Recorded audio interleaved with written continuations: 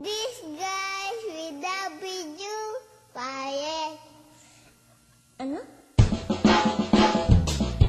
One look and then yung iba na malagkit, dumikit ang tingin ng mata. One smile, iba nang ibig sabihin. Di na friends ang tingin niya sa akin. Everyday parating we're together every week. Palaging may sleepover. Ang tawag niya sa mami ko ay tita. Bakit ba dito nun nakita until out of the blue? I feel so true.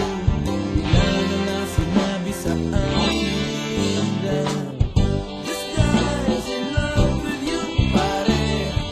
This guy is in love with you, pare. This guy is in love with you, pare. Bading na bading sa'yo.